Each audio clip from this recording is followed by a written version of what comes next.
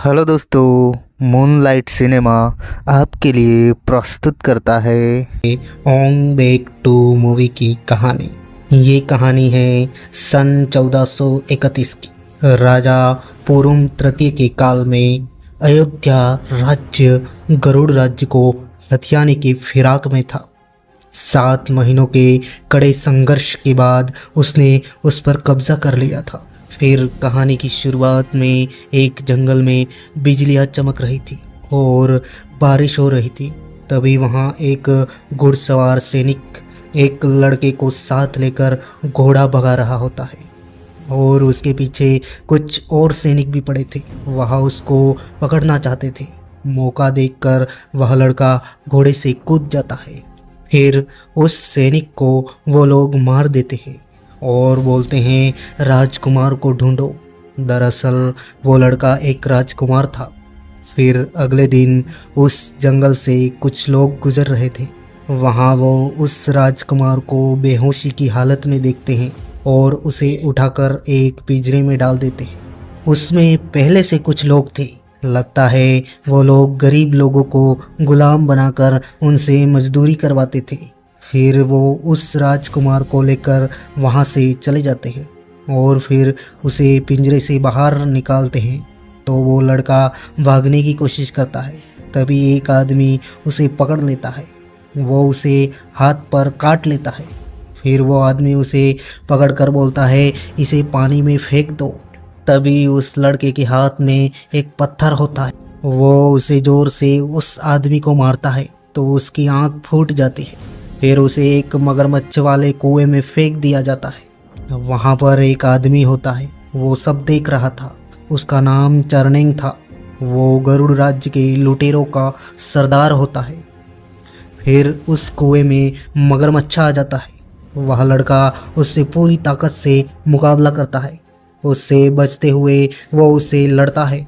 वहाँ खड़े सभी लोग उस लड़ाई का मज़ा ले रहे थे, लुत्फ़ उठा रहे थे। वो लड़का उस कुएं से बाहर निकलने की कोशिश करता है तो जो आदमी उसे पकड़कर लाया था वो उसे वापस अंदर धकेल देता है। फिर वो डकैतों का सरदार चारनेंग और उसके आदमी वहाँ सभी लुटेरों को मारने लगते हैं और चारनेंग उस कुएं में एक चाकू फेंकते हुए बोलता है जीना या मरना अब तुम्हारे खुद के हाथों में है। वो लड़का उस मगरमच्छ को मार देता है और चारनेंग उस लड़के को बचाकर वहाँ से अपने कबीले में ले जाता है। वहाँ एक साधु होता है। चारनेंग उस साधु से उस लड़के को मिलवाता है। साधु बोलता है ये कोई साधारण लड़का नहीं है। ये जब भी हथियार उठाएगा दुश्मन क्षमा की भीख मांगेंगे। फिर चारनेंग उस लड़के से कहता है मैं हूँ चारनेंग, गरुड़ राज्य के लुटेरों का सरदार। जिस तरह तुमने उस मगरमच्छ का सामना किया मैं उससे प्रभावित हुआ।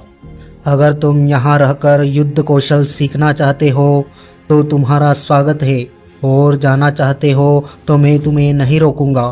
फिर वो लड़का वहाँ रुक जाता है। आपको बता दें कि वो लड़का एक राजकुमार था और उसका नाम राजा होता है। फिर वो लड़का राजा सोच लेता है मैं यहीं रहकर युद्ध लड़ने के तरीके सीखूंगा। वह वहाँ रहकर सब कुछ सीखता है। चारनेंग उसे लड़ने के सभी तरीके सिखाता है। वहाँ पर अलग अलग मास्टर भी होते हैं। कोई उसे तलवारबाजी, कोई उसे कुश्ती, कुंफू और कोई जादू के तरीके सिखाता है और वह उस कबीले में रहकर वहीं पर बड़ा होता है। अगले सीन में एक हाथियों का झुंड होता है। राजा उसमें से सबसे बड़े हाथी को अपने काबू में कर लेता है और अब वह सभी प्रकार की लड़ाइयाँ सीख जाता है। एक योद्धा बन जाता है। अब वक्त था आमने सामने की लड़ाई का। चारनेंग उसकी परीक्षा लेता है। पहले वह एक तलवारबाज से लड़ता है। वह उसे हरा देता है। उस मुकाबले को उसको सीखने वाले सभी मास्टर्स और चारनेंग देख रहे होते हैं। फिर एक और योद्धा से लड़ाई होती है। वह उसे भी हरा देता है और फिर एक पहलवान से कुश्ती का मुकाबला होता है। वह उसे भी हरा देता है। अब अंत में उसके दिमाग की परीक्षा ली जाती है। अंधेरी गुफा में एक डरावनी औरत होती है। वो औरत रो रही होती है मेरी मदद करो, मेरी मदद करो। राजा उसके पास जाता है तो वो औरत उस पर हमला कर देती है, उसे मारने लगती है। राजा भी उससे अपना बचाव करता है। फिर चार्निंग ऊपर से चाकू फेंकता है और बोलता है, मरना या मारना अब तुम्हारे हाथ में है।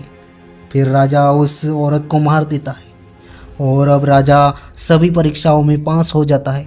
फिर चार्निंग कहता है, अब से मेरी जगह पर मेरा बेटा राजा तुम सबका लीडर होगा। और इस तरह उस लड़के राजकुमार राजा को वहाँ का लीडर बना दिया जाता है। फिर एक रात राजा अपने पूर्व की ज़िंदगी को याद करता है। वहाँ उसकी माँ से वह बोलता है, मुझे युद्ध कौशल सीखना है, मुझे नृत्य नहीं सीखना। लेकिन उसकी माँ कहती है, बेटा तुमको एक महान आदमी बनना है तो ये सब सीखना होगा। फिर उसके पिता, राजा और उसकी माँ तीनों एक गुरुजी के आश्रम में जाते हैं। वहाँ राजा के पिता गुरुजी से बोलते हैं, सेनापति प्रसेनजीत के इरादे ठीक नहीं लग रहे हैं, वह कभी भी हमला कर सकता है। उसने सारी सेना को अपनी ओर मिला लिया है। राजा के पिता गरुड़ राज्य के शासक थे। उनका नाम महाराजा सिहंदजियो था। वह गुरुजी से बोलते हैं, मुझे सिर्फ आप पर भरोसा है, मैं अपने बेटे राजा को आपके पास छोड़कर जा रहा हूँ। फिर वो लोग वहाँ से चले जाते हैं और फिर राजा को उस आश्रम में एक लड़की मिलती है जिसका नाम किम होता है। वो लड़की किम और राजा बहुत अच्छे दोस्त बन जाते हैं। फिर अगले सीन में वो आदमी जो कहानी की शुरुआत में जिसने राजा को मगरमच्छ के पास डाल दिया था, वो कुछ गुलामों को पकड़कर लाया होता है और वह उन्हें बेचने के लिए उन पर अत्याचार कर रहा होता है, उन्हें मार रहा होता है। तभी वहाँ खड़े लोगों में से कोई उसे दारू की मटकी खींच कर मारता है। वो उन सब लोगों से पूछता है, मुझे किसने मारा, बताओ किसने मारा। ऐसा बोलकर वह एक आदमी को पकड़ लेता है और उसे दारू पिलाने लगता है। दरअसल वह राजा ही होता है। वह उस लुटेरे से अपना बदला लेने आया हुआ होता है। राजा उसकी गर्दन पकड़ लेता है और उसे मारने लगता है और राजा बहुत सारी मदिरा पी लेता है जिससे वह नशे में लड़खड़ाता है। यह देख दूसरे लोग भी उसे मारने आते हैं, लेकिन वह लड़खड़ाते हुए भी उन सबको मारता है। फिर उस लुटेरे को याद आ जाता है कि ये वही लड़का है जिसको मैंने बचपन में मगरमच्छ के पास फेंक दिया था। फिर राजा उस लुटेरे को मगरमच्छ के पास फेंकवा देता है और उन सभी गुलामों को छोड़ देता है। फिर राजा के बचपन का सीन दिखाया जाता है जिसमें राजा को उसके पिता के भेजे कुछ सैनिक लेने आते हैं। उसे किम को छोड़कर जाना अच्छा नहीं लग रहा था, पर उसे जाना पड़ता है। वह किम को अपनी निशानी देकर वहाँ से चला जाता है। जो लोग राजा को लेकर जा रहे थे वो उसके पिता के लोग नहीं होते। तभी राजा के पिता का एक वफादार उसे देख लेता है। वह उनको मार देता है और राजा को अपने साथ लेकर उसके घर की तरफ जाता है।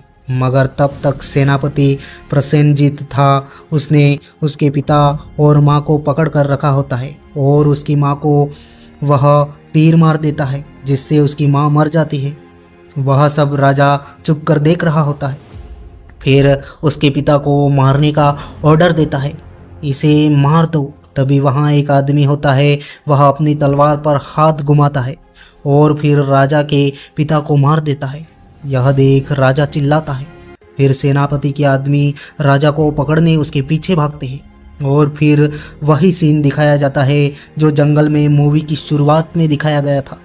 इससे हमें पता चलता है सेनापति प्रसेनजीत ने उसके पिता सिहंदजियो और उसकी माता दोनों को मार दिया था और गरुड़ राज्य पर उसका अधिकार हो गया था और वह राजा को भी मारना चाहते थे, मगर राजा बच जाता है। फिर अगले सीन में राजा को चार्निंग कहता है, मैंने उस दिन भी तुम्हारी आंखों में बदले की आंख देखी थी जब तुम मुझे पहली बार मिले थे और आज भी वही आग में तुम्हारी आंखों में देख रहा हूँ। दरअसल मैं तुम्हें यहाँ का सरदार घोषित करना चाहता था, मगर तुम अभी पूरी तरह से तैयार नहीं हो। तुम पहले अपने बदले की आंख को शांत कर लो, फिर मैं तुम्हें सरदार बना दूंगा। राजा अपने पिता की हत्या का बदला लेना चाहता था उस सेनापति प्रसेनजीत से और उस आदमी से जिसने उसके पिता को मारा था। फिर वह चार्निंग को प्रणाम करके अपना बदला पूरा करने जाता है। फिर प्रसेनजीत के दरबार में उस लड़की किम को दिखाया जाता है जो राजा से बचपन में बिछड़ गई थी। वो वहाँ नृत्य कर रही थी। फिर वहाँ राजा भी एक नर्तक के भेष में आ जाता है और वहाँ नृत्य करने लगता है। नृत्य करते करते वह वहाँ बम फेंक देता है और वहाँ धमाके होने लगते हैं। सब लोग इधर उधर भागने लगते हैं। राजा सबको मारता हुआ प्रसेनजीत पर भी वार कर देता है और अपना मास्क उतार देता है और उस पर वार करते हुए बोलता है, ये मेरी माँ के लिए है और ये मेरे पिता के लिए है, महाराजा सियांद जियो। फिर प्रसेनजीत उसे पहचान लेता है कि ये वही लड़का है जिसको उसने जिंदा छोड़ दिया था और वो लड़की किम भी राजा को पहचान जाती है। फिर राजा उस सेनापति प्रसेनजीत को मार देता है और गरुड़ कबीले की तरफ वापस लौटता है, मगर कबीले में कोई नहीं था। वहाँ बिल्कुल सुनसान था। फिर वहाँ एक हथियारबंद आदमी आता है जिसने मास्क पहन रखा था, वैसा ही मास्क जैसा उसके पिता को मारने वाले उस व्यक्ति ने पहना था।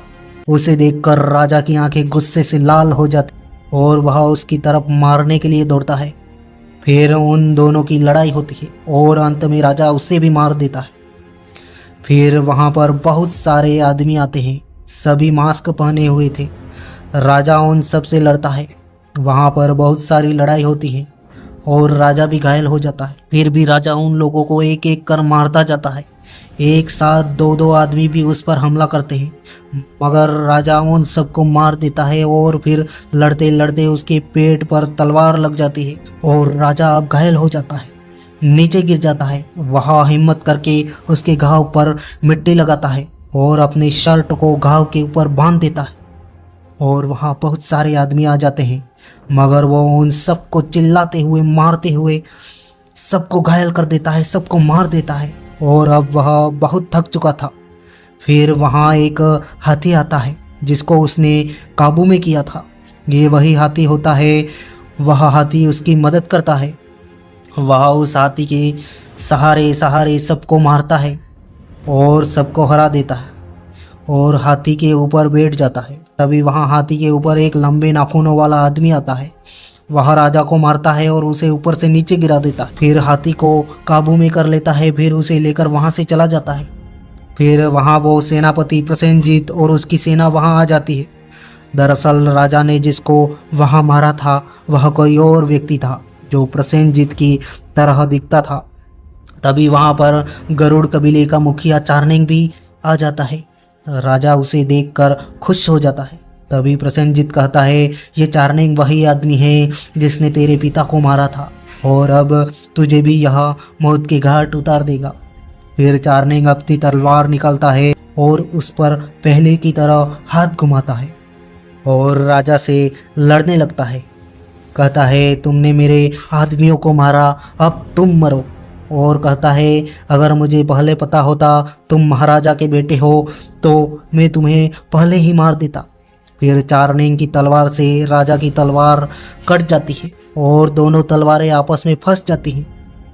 चार्निंग बोलता है, मेरा गला काट दो और अपनी आंखों में जल रही बदले की आंख को बुझा दो मेरे बेटे। राजा ऐसा नहीं करना चाहता, मगर चार्निंग उसकी तलवार पर जोर लगाता है जिससे राजा की तलवार के दो टुकड़े हो जाते हैं और एक टुकड़े से चार्निंग का गला कट जाता है और चार्निंग की वहीं पर मौत हो जाती है। राजा ने अपनी प्रतिज्ञा पूरी की। उसने अपने पिता के हत्यारे को मार दिया, लेकिन उसकी बदकिस्मती थी कि उसने एक बार फिर अपने पिता समान चार्निंग को खो दिया था। और मूवी यहीं पर समाप्त हो जाती है। और फिर राजा का क्या हुआ वो हमें इस कहानी में नहीं बताया गया है, इसलिए आपको इस मूवी का दूसरा पार्ट देखना पड़ेगा। हमें कमेंट बॉक्स में ज़रूर बताएं, क्या आप दूसरा पार्ट देखना चाहते हैं। वीडियो देखने के लिए थैंक यू सो मच दोस्तों, धन्यवाद।